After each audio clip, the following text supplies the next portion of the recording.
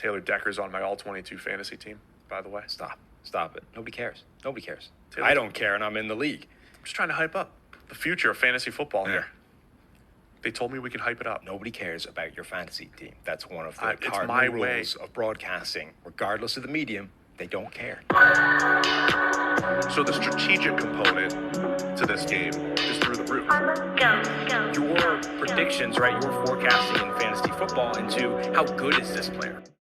It's gonna change the industry. Yeah, I moved to the old town where it goes down. Look at me now. I wrote my goals down. I hold it down. Made myself proud. Say, look at me now.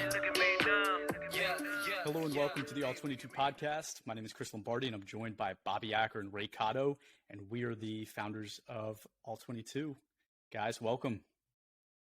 Chris, you're like a little rusty with the intros, man. We took like 6 weeks off and like you lost, you know. Like the bravado, right? Yeah, the bravado.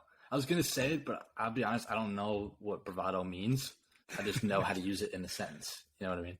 Ray said it to me once. We were at, I think it was like a club or something. He was like, you got to pick your chest up a little bit, Chris. He's like, you're sitting there. Like, I just wasn't vibing. He's like, pick your chest up. A club? Yeah, we were at a club. Ray doesn't say much, but what he says carries weight. Yeah, it's like jerky. Yeah, I think you just got too comfortable, Chris. You just got too comfortable, you know? Mm-hmm. Got to get you back out of your comfort zone. Yeah, maybe. But like, let's gather ourselves real quick, because on a real note, we just wanted to say something really quick about Damar Hamlin. You know, it was a horrible thing that happened, and I think everybody was really devastated by it, including us. We're constantly thinking about him and his family. T. Higgins as well, the first responders that were there helping him out. But we were really happy today to hear that there was improvements to be made, something we're constantly tracking. And it's also why, you know, you didn't hear from us for some time. So just wanted to say thank you for that. But Doctor, I wanted to read something really quick just because it kind of shows how amazing the human condition truly is, right? So like Dr. Timothy Pritz said last night, Damar Hamlin woke up, followed commands, and asked who won the game via writing. Pritz added that he had not talked yet because he is still on a breathing tube. Josh responded to his question of who won the game with, yes, you've won the game of life. So just like amazing stuff, right? Like shows like everybody out there that's dealing with something hard, like, you know, you're able to get through it. You know, it's humans are much stronger than you think you are. So just, he's an amazing person, Damar Hamlin, and we're happy to hear that he's doing well. Yeah, man, it was really scary for sure. With all due respect to the situation, I know that a lot of people have been asking how we're going to manage things with the platform moving forward without that Bills-Bengals game having been played. And I just kind of want to start by saying, like, you know, all the users of our game, everybody who follows us, you know, everybody's been super patient. And I think that's something that really didn't go unnoticed among the three of us. Super appreciative of that. Obviously, it was something that was pretty difficult for us to figure out how to move forward in a fair way that was fair to everybody. This is certainly a situation where there's no perfect solution. There's no one solution that everybody's going to agree with. But what we decided to do was, as of 8 a.m. today, we finalized all the championship rounds as if the Bills and Bengals had a bye week this week. So any Bills and Bengals players that you had at the top of your depth chart have been subbed out for the next man up. Having said that, once those players were subbed in, everything in your leagues were finalized. The digital trophies that you see in the header of the website, the digital trophy case that you see on the league homepage, all that stuff has been finalized. However, we do have some alternative solutions that we'd like to discuss here today. If your league chooses to go with one of those solutions, we can make some edits on the back end of the site so that way we can reflect the new winners, or however you guys want to play this out. The one thing we can't do is change the score of the final matchup. We can change the winners and how that's reflected in the site, but we cannot change the score. So with that, Ray, if you want to start with one of like the first solutions that we thought of. Yeah, so the first option, and it's looking pretty unlikely as we sit here as of this recording on Thursday night, as it relates to possible rescheduling of the game between the Bills and Bengals. But in the event that the game is rescheduled, right, all players on the platform will continue to show a grade of 0 for Week 17. However, if the game is played, we will deliver a report of all game grades for each commissioner to manually recalculate the Week 17 matchups using the scores for the Bills and Bengals players, and basically recalculate the score of that game and see if that alters the result. And then we will make the change accordingly once that game score is now provided back to us. So that's the first one. Again, as it relates to a possible rescheduling of the game as we sit here on Thursday night. We know things are moving pretty quickly here. And so by the time you're listening to this podcast, things can change, or maybe the game actually is rescheduled and this option may be viable. But Chris, I know you have another option there to discuss for users as well. Yeah. So it does seem likely that both teams will be playing their Week 18 game. I saw today that the Bills got together for like a walkthrough practice today. So it seems like they are going to try to play this weekend, which is incredible.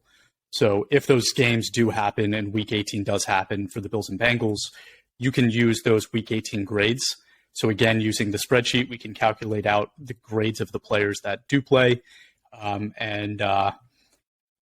can again assign a new winner. Won't be reflected in the grade on the website, but we can just assign a new kind of championship banner on there. It looks like all Bills and Bengals players, like they're playing their starters this week, right? Like they have something to play for. This isn't, these aren't two teams who are in the situation where they can rest their starters. Correct. So yep. I think that solution works well, assuming that the other game, the Bills-Bengals game, isn't played at any point. But if you didn't want to go that route, if the game isn't played, you can also use 2022 season PFF grades. I think that's, maybe not the best solution that we're talking about here, but it is something you can do. You can plug those in using that spreadsheet that Chris and Ray mentioned. If you haven't gotten that, you can email info@all22.com and we'll send you guys the spreadsheet that helps you calculate all of those scores. Just kind of one thing I want to call out was, in this platform, we admit year one of the platform, we don't have the customization and all of the commissioner tools that will allow you to make these changes from your end. So there is some manual effort that's going to be required if you want to make these changes. We do apologize for that, but that is something that we're working on. So if there is some changes you'd like to see, all we ask is that you email us the changes, league name, new team winner by January 17th. And again, email us at info@all22.com. But most importantly, throughout this whole thing, we're really glad to hear that DeMar Hamlin's going to be okay. Definitely. And, I think a lot of people didn't really get a chance to celebrate the great season that we all had together. So, I think with all respect, I want to have an opportunity to do that for everyone, right? We understand that this is a long and arduous season in the NFL for managers. And we want to celebrate, first of all, just all of you making it here. Thank you, everyone that participated, right, in the first year of All-22. We see how active many of you are on the site, which is so exciting for us, right? Like, I think the three of us get so giddy when we check out our numbers and we see that, 15,000 depth chart changes were done in a given week. Like, it's unbelievable. It's really cool. We feel like we've kind of joined this great fantasy community, and we're just really thankful that everybody accepted this new platform and just kind of this different way of thinking that we've kind of introduced here. So first, thank you everyone for making us feel at home. Absolutely. And then for those who are league winners, special congrats to you too. Super long season. And, going into this year, right, a lot of our content and material leading up to the season and throughout, we're talking about so many different potential strategies for team building, drafting, trading, start sit, you name it. This is something that's so new to everyone and so immersive. And, to see all the different strategies sort of take place and to see what works and your strategy become, essentially more effective and, lead you to a championship is something, really cool and neat to see. So for all of those of you who, made it to the top, made it to the pinnacle and actually won your league, congrats, pat yourself on the back. Feel free to celebrate yourself and get back to work because next season pretty much starts right now. Guys, can we not rush next season though? You know what I mean? Like, we still have playoffs. There's still another week left of the regular season. What are you saying? No, Ray? The Cowboys look like one of the best teams in the NFC right now. The college football national championship is in a few days, and then after that, it's officially draft season, and draft season is the best season. So it's fine. Let's go right to it. I think part of the reason we look forward to things like the Senior Bowl, the Combine, the draft, all that stuff is because we're starving for what we get to see this weekend and the next few weekends. So I say enjoy it, relax. There's really not many fantasy matchups going on this weekend, so just kind of savor it, man. And the Giants are in the playoffs, guys. Come on. We're not talking about the Giants anymore. Yeah, we're done. Goodness. This is the first time I brought it up today. Worst 5-1 team in history. Today. Keyword, right? Podcast after podcast. You made it. We were trying to be nice. We're trying to give you the Giants some airtime. You guys made it to the playoffs. Now you have your airtime. Oh wow, you're sour because you're done. On the outside looking in right now.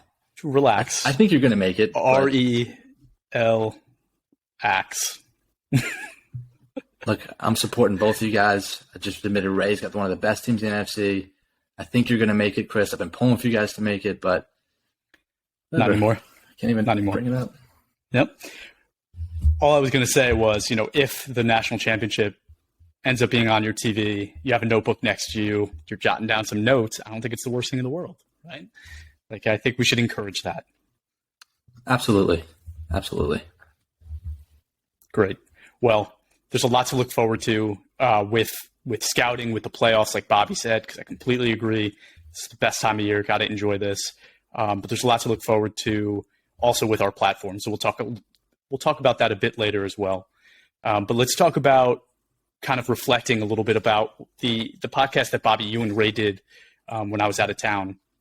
So at the start, it was right before the playoffs, right? You guys went through, looked at which players you thought could be key difference makers down the stretch to get your team into the playoffs, and then ultimately maybe might be able to help you win. I don't know if you went that far into it, but we're going to talk about that a little bit today. So Bobby, you went first, and you talked about Dak Prescott as your QB that you wanted to take to get you into the playoffs. You said he was playing some advantageous games, right? And go ahead, tell me what you were thinking. Yeah, I thought he had some pretty sweet matchups in the last 3 weeks of the All-22 regular season. One note that I made, it was a toss-up between Tom Brady and Dak, right? I said that Dak would get you into the playoffs, but Brady would take you home.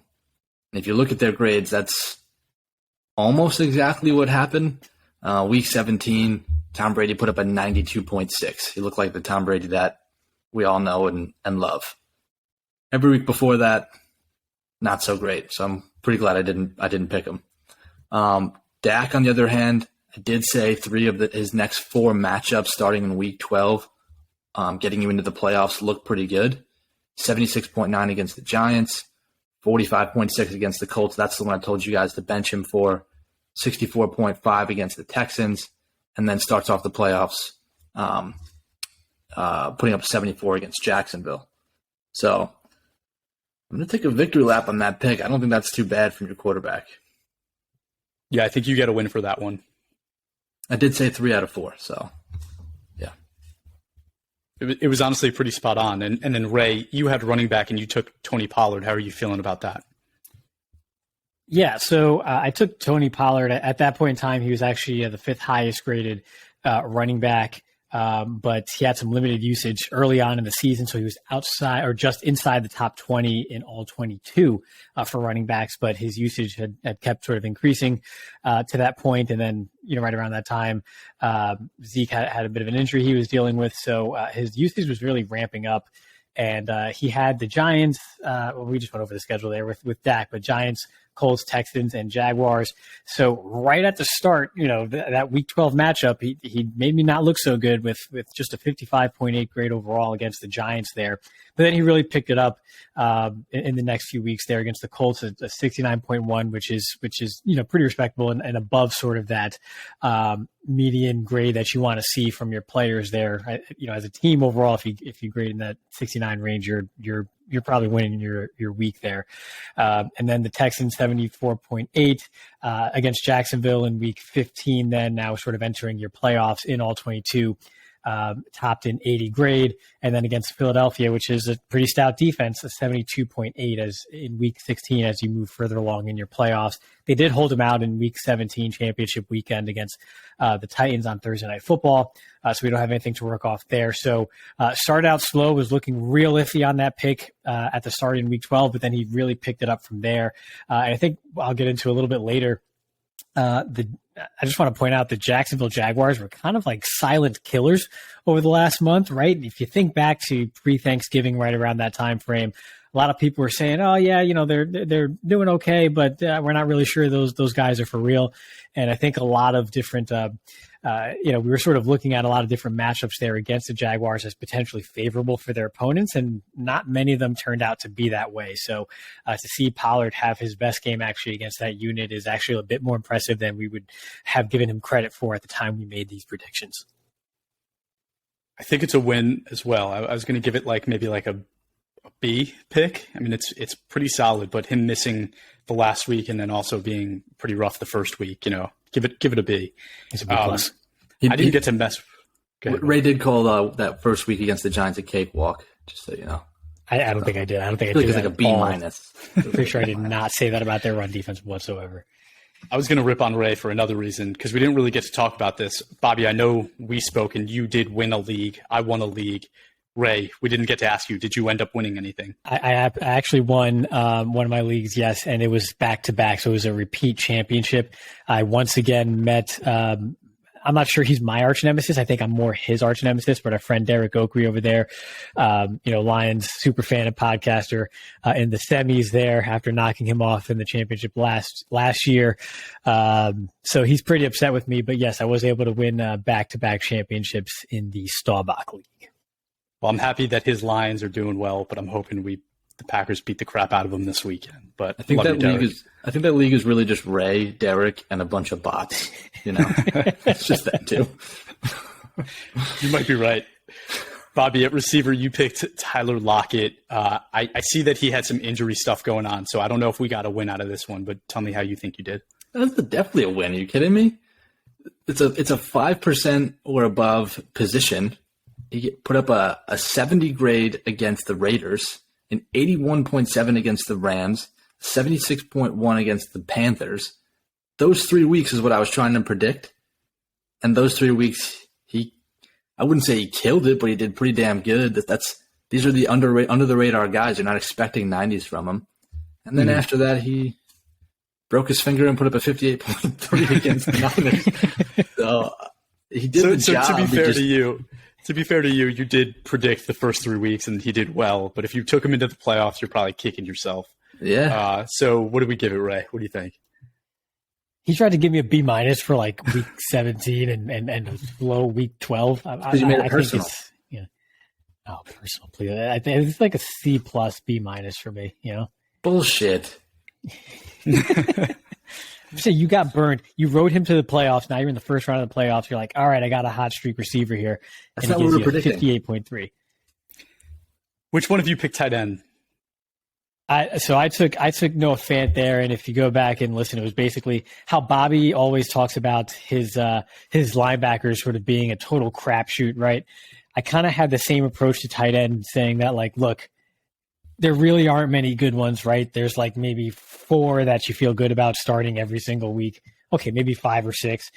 And then the rest is kind of you're just trying to you're just trying to find someone right to make do. And so I went with Noah Fant, calling him sort of a really good number 2 option if you had it, going up against the Raiders, Rams, and Panthers in weeks 12, 13, and 14.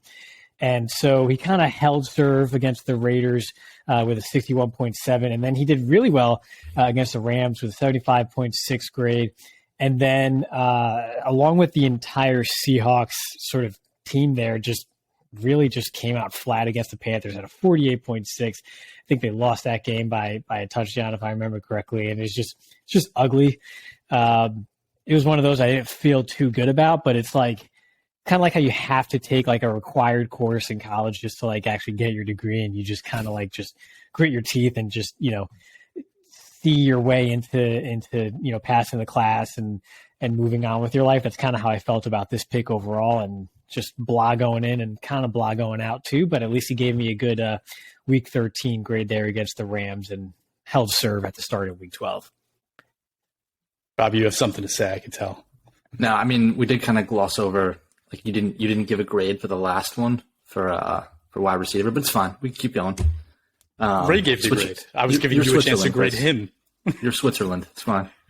I said C+, B-. I'd give Tyler Lockett. I'd give him a B+. I mean, because you can't predict injury. You know what I mean? You can't predict injury. Yeah. I mean, but Noah Fant, you got a me for 48. Pollard's injury in week 17. What are you talking about? No, I said he didn't play and he did bad the first week. Noah Fant. Okay. Or Font. Noah Fant. Fant. I think you were right. It's Fant. I think it's Fant. Yeah, it's sort of Fant.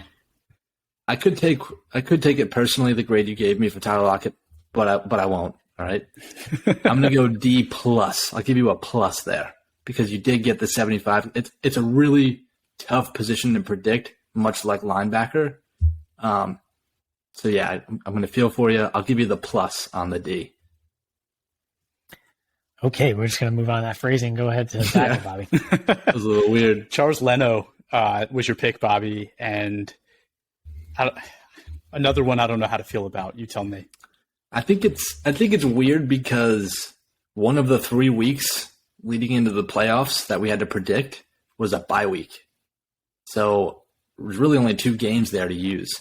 66.6 against Atlanta. Atlanta's got like the worst pass rush in the league. So I think that's pretty sorry, I'll be honest with you. But it's still a green grade on PFF. So you feel good about that when you see it. And then against the Giants, a 76.8. I'm like, Kayvon's cooking. Ojolari's cooking. Like, that's pretty good. A near 80 grade against that front. That's nothing to really sneeze at, guys. So, I don't know. You guys take it from there. Yeah, I mean, if you took him into the playoffs, again, that's not what you were predicting. But, like, if you took him into the playoffs, you're kicking yourself. It's a very valuable position. You got a 41 in week 16 and a 51.3 in week 17. So if you made it there and you were still starting him, you were probably you might have ended up losing those one of those games. You're right, but you should not factor that into your grade right now. But you can factor in that you selected him and recommended him to the followers. When they had a bye week. No, they had a bye week in Yeah. 14. I think because of the bye week, I got to give you like a C. And I'm only giving you the C because you got that 76.8 in there. But putting a bye week in there to recommend for somebody to play 3 games with is just, I don't know what you were thinking there, buddy. But let's move to guard. Ray, you picked Kevin Dotson. Pretty uneven performances again, so defend yourself. Yeah, so this is another one that I was like kind of blah, but like a little excited about it. Like it's almost like, oh, this might be pretty cool. Let's see what happens here. I'm going to go with Kevin Dotson, and because the Steelers are kind of picking it up towards the end of the year, and they're always sort of competitive throughout. And he averaged like in the 70s previous 4 games. And I'm looking at the Colts, the Falcons, who Bobby already touched on, being really not that great.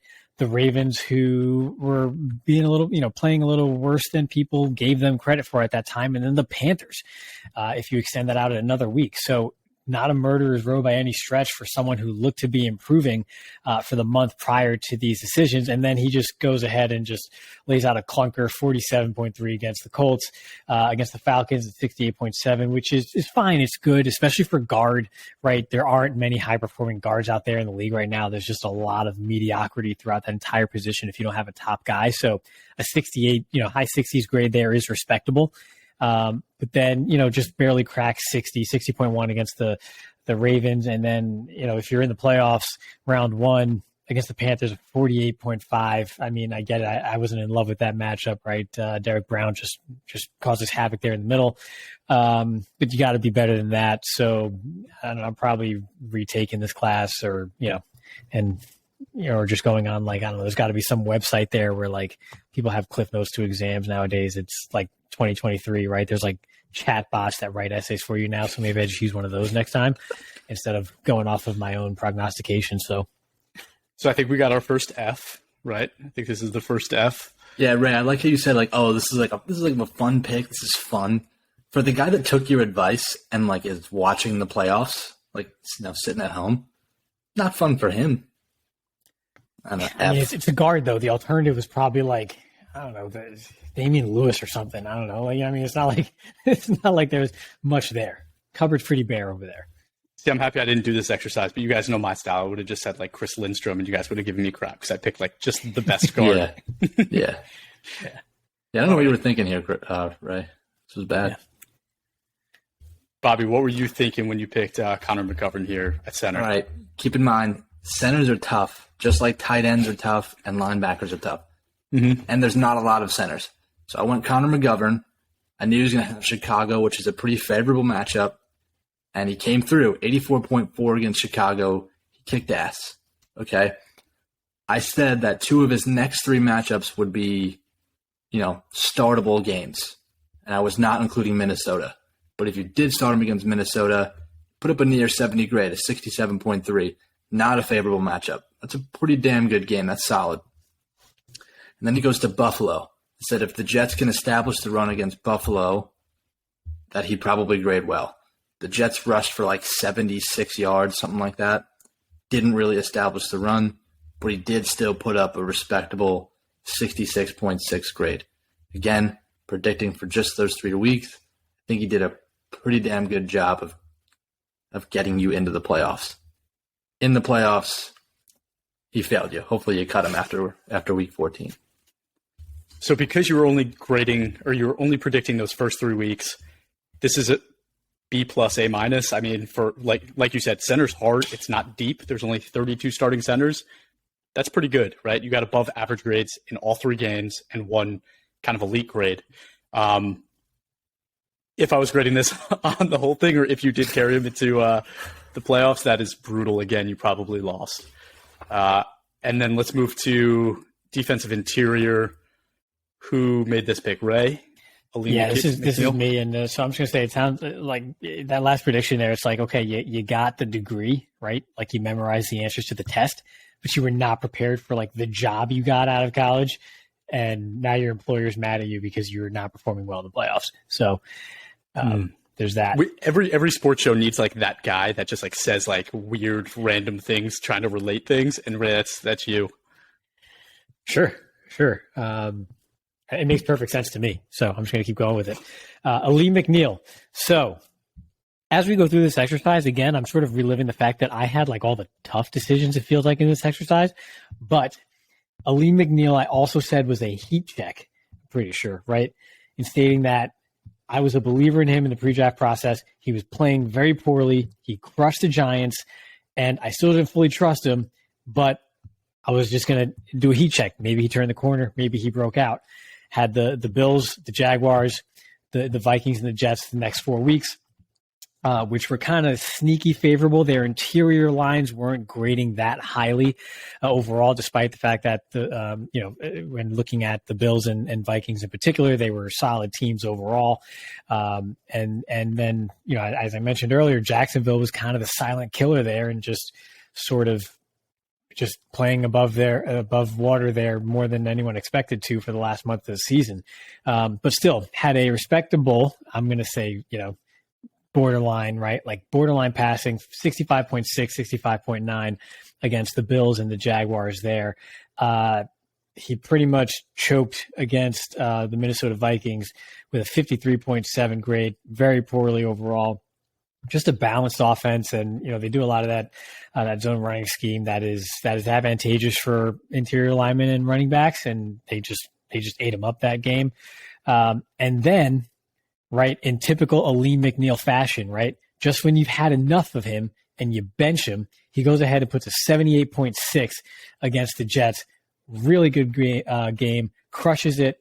Actually against Chicago with it crushed it against the Jets, and then the next week against Chicago has a 76.6 grade in championship weekend. So basically, he played just well enough for you to start him for all of his bad games. Then you got fed up with him, benched him, then he crushed it again. And if you had the stones to start him championship weekend, was probably a great value add for your lineup. But I feel like nobody actually did that. So now everyone's going to be high on him in the offseason, like, oh, maybe he turned a corner, young player, and then he's just going to start next season off like super slowly again, just to get everybody fed up with him before he crushes it on everybody's bench. So you made the example of like you're a teacher or you get graded in school, whatever, and what's passing, what's failing.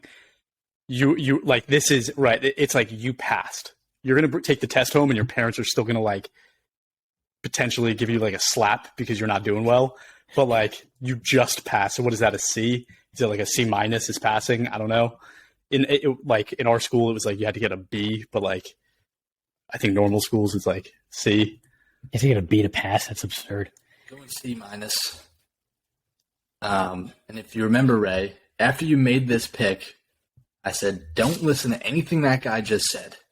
I said, that's the wrong pick for defensive interior, and then we moved on. I like to think I was right. If you listen to me on championship weekend, you probably have a trophy right now, though. I'm just saying. Well, one of our company mottos is you don't provide, like, don't point out a flaw if you're not going to propose a solution. Bobby, you pointed out a flaw. Did you at least provide a solution? No, I pointed out the flaw, and I pointed out why it was a flaw. Which is like, Yeah. Ray was basing all of this on how Aleem McNeil played against the Giants, who were cycling through interior offensive line. Like, it was like their worst 5 starting offensive linemen they've had all season. And Ray thinks Aleem McNeil's like, the next Aaron Donald all of a sudden. So, right. Well, that's not all of a sudden. I said that like I will stick true to my eval and said pre-draft. That dude's a stud. He has not been a stud. He was a stud for you in your championship weekend, though. So take that for what it is. I think he's just a rookie. But yeah, let's move on and let's talk about Frank Clark. Bobby, that was your pick. And again, if we're this one, I don't want to hear your little. Go ahead. No, I'm just gonna let you run with it, and then I'll talk. This is weird. This one's weird. Mm-hmm. I even said it was a dice roll when I made the pick. So let me just preface it with that. And it's a dice roll that didn't really pay off at a really valuable position at edge. 73.3 against the Rams, which you kind of expect better when you're going up against that offensive line. 63.8 against the Bengals, which like another like kind of average offensive line. And then a 39.6 against Denver. I don't know what the hell happened, but that's pretty pathetic. But those 3 weeks did not help you get into the playoffs very much. So I'm going to take the L on this one. And if you did get into the playoffs, and kind of like we were saying before, it's like if you had the cojones to start this guy, he killed it in the playoffs. Yeah, it's like kind of the opposite. It's kind of the opposite. Right. It's the opposite. So, Bobby, you get an F. This is the second F. But if you had started him in the playoffs, like, hey, it worked out. You got a 73.3 in week 12, but okay. If you got a 39. Yeah, no, he did. Yeah, he did. Yeah. At edge, at a high value position. And you know what's funny? If we did a podcast between week 13 and 14, I would have doubled down and been like, yeah, start him against Denver. Like if you average it out, right, it's like a 73, 63. If week 14 was like a 53, I might be like, all right, you get the C minus like Ray got. With a 39, it's like, no, you get the F. That's a weak loser grade right there. That's one that really brings down your team, given how much edge is worth. Yeah, I apologize to anybody who listened to me. I'm sorry. Don't apologize. I will never apologize. Whoa. Okay. You should. Because you picked Patrick Queen and Whoa, okay, hold on. Go ahead. All right. Yeah, Ray's Patrick overall grade's Queen- like a C minus, so like I don't even want to hear you. Oh, I'm not going to apologize. Listen, that gets degrees. Anyways, Patrick Queen, right? Looking at his next 3 opponents at that time was Jacksonville, Denver, Pittsburgh, right? And as we always say, linebacker crapshoot overall, right? So linebackers always are graded on a curve because a 68.3 like he got in week 13 against Denver is probably like the 12th highest grade of any linebacker for the week, right? I mean, it's just a very hard position to grade highly and especially consistently overall, right? So he started off week 12 with a 49.3 against the Jaguars. Again, silent killers. Nobody saw that coming, right? They hadn't shown that to that point, but Jacksonville has just played very well the last month of the season. So all I'm going to do is tip my cap to them. Again, 68.3 against Denver and that anemic offense. Given how poor that offense is, I would have liked to have seen a better grade and performance overall there for Patrick Queen, but 68.3 just in the broader landscape of linebackers is pretty darn good. That's almost a 70. And for linebackers, it feels like for the most part, you just don't want to start someone who will lose you the week because that position is just so hard to grade well. And you just want to avoid those 50s and 40s, which are way more common at that spot than any other in your lineup. And then against the Steelers, 89.4, absolutely crushed it. So I think overall this shows that, linebacker is still a crapshoot, right? Unless you have Micah Parsons or maybe Fred Warner or something and maybe one or two other guys, and that's about it. So it is still a bit of a crapshoot, but I think overall he still comes out on the better end of that, line of demarcation, if you will. I think you should have known not to start him against Jacksonville.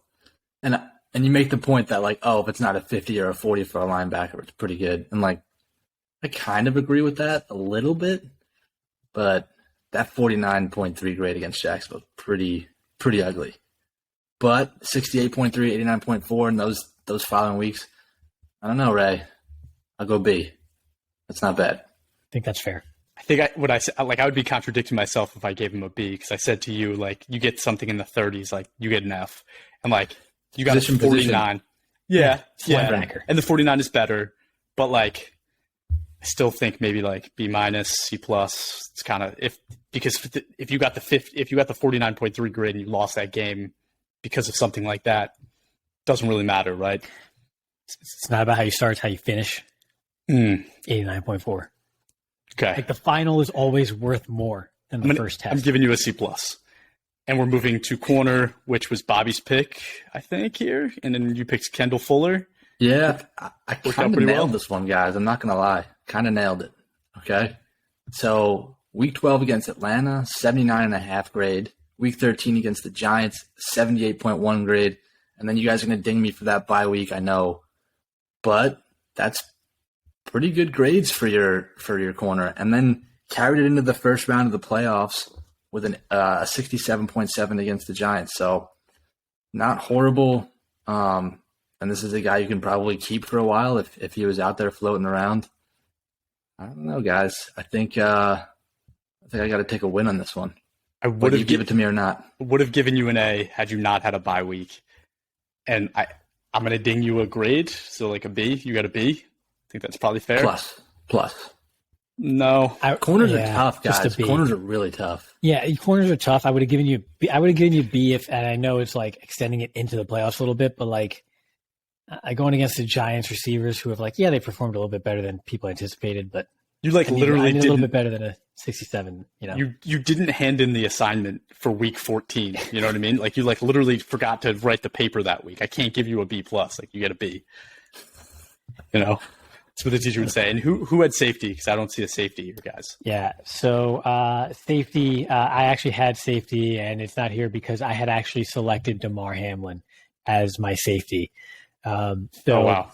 No need to go over the performance there or anything like that. Just, again, sort of to wrap up the position by position exercise here, just, again, wishing him the best.